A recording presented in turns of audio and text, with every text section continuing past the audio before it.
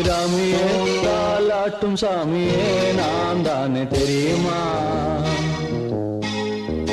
சிவகாமியே சிவனில் நீயும் பாதியே அதுவும் உனக்கு புரியுமா? சுகலாலிலா